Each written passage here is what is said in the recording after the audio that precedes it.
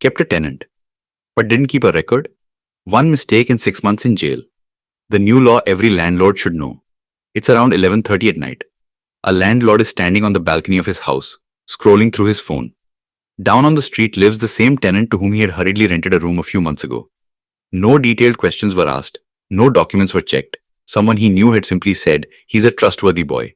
Suddenly a news headline appears on the phone. No record of tenant? Up to 6 months in jail. In that moment, a strange uneasiness rises in his mind. Can it really happen that a landlord could go to jail just for keeping a tenant in his own house? The fear is that a small negligence might turn into a legal problem. And the curiosity is about what kind of new law has come that has suddenly made millions of landlords alert. In India, renting out a house is nothing new. For centuries, people in cities and towns have rented out a part of their property to earn additional income. But as cities expanded, migration increased, and the tourism industry grew, security concerns related to tenants also began to increase. Many cases have come forward where people living on rent were found involved in crimes and the landlords had no record of them at all. During police investigations, the same question often arises. Did the landlord verify the identity of the tenant? That is why several states in the country created rules regarding tenant verification. But recently, one state has made the rules even stricter. That state is Goa. The Goa government has approved the Goa Verification of Tenants Rules 2026 to make tenant identity verification mandatory. According to these rules, if a landlord does not keep a record of the tenant or fails to inform the police, legal action can be taken against him. It can even lead to up to 6 months of imprisonment and a fine of up to 10,000 rupees. At first glance, this rule may appear strict to many people, but it is also important to understand the reason behind it. Goa is not just a small state but one of the most popular tourist destinations in India. Every year, millions of tourists visit here. Along with this, a large number of people also come here for work in the hotel industry, tourism, construction, and service sectors. Because of such a large flow of people, maintaining security becomes a challenge for the administration. This is why the Goa government implemented a law in 2024, the Goa Verification of Tenants Act 2024. The objective of this law is to organize records of residential houses and lodging facilities that are rented out but are not registered under the Goa Registration of Tourist Trade Act 1982.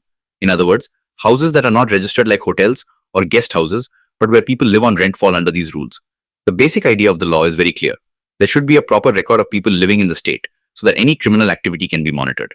Many times criminals move to another city or state, rent a room, and start living there without any identity verification. If there is no record of them, it becomes difficult for the police to track them.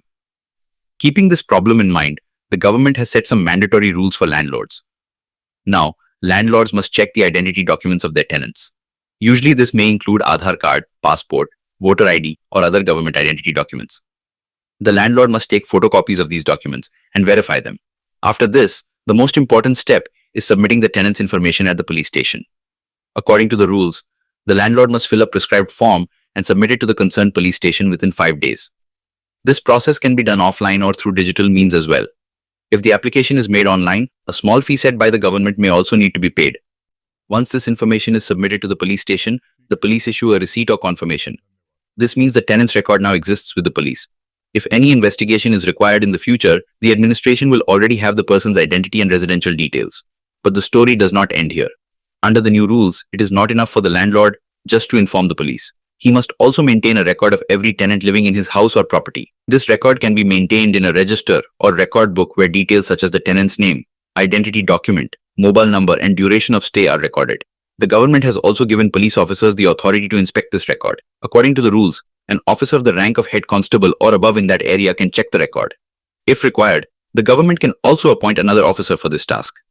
This means it is not just a rule written on paper, but part of an actual monitoring system. Now the question arises, what happens if the landlord does not follow these rules? If during inspection it is found that the landlord has not submitted the tenant's information or has not kept a record, the police officer will prepare a report. This report is then sent forward for legal proceedings. In such situations, several possibilities may arise. For example, if the tenant refuses to provide necessary information or gives false information, or if details of any criminal case emerge against him, the police can take immediate action. Information can also be checked through 𝐼CJ's Interoperable Criminal Justice System and CCTNS Crime and Criminal Tracking Network System. If any criminal case is found through these systems, the police officer prepares a report within 7 days and sends it to the subdivisional police officer. After that, the report reaches the subdivisional magistrate SDM. When the matter reaches the magistrate, a notice can be issued to the landlord. In this notice, the landlord may be asked to present complete details of the tenant. If the investigation proves that the landlord did not follow the rules, then according to the law, a fine or other legal action can be taken against him. The most important thing here is that the purpose of the law is not to frighten landlords, but to strengthen the security system.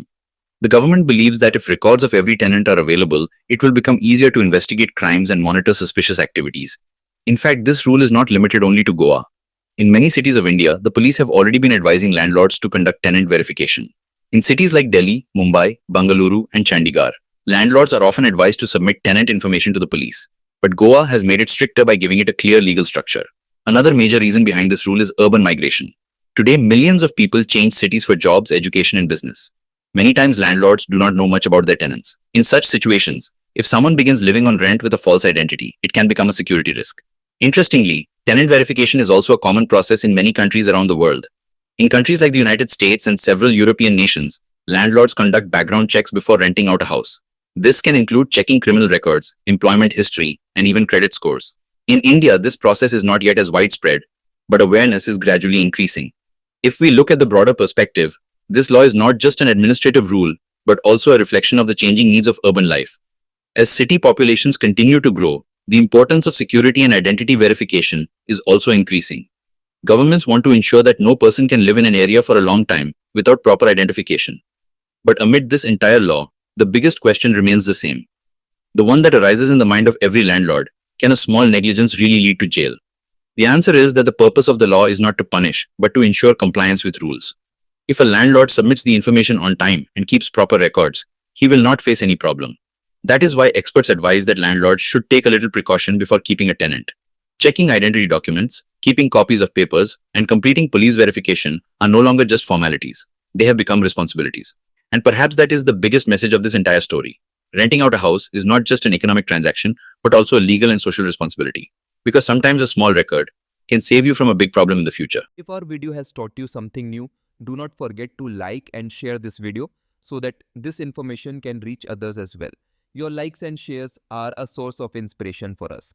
If you have any questions or suggestions, please let us know in the comments. It will be our honor to answer your questions and listen to suggestions. And yes, if you like our content, subscribe to the channel and press the bell icon so that you stay connected with every new story. Thank you. GRT Business YouTube channel sources: news from various news agencies, opinion polls, and other public sources. We try to ensure that every report and summary is accurate and verified, but we are not responsible for any dispute or error. Our aim is only to provide you with accurate information.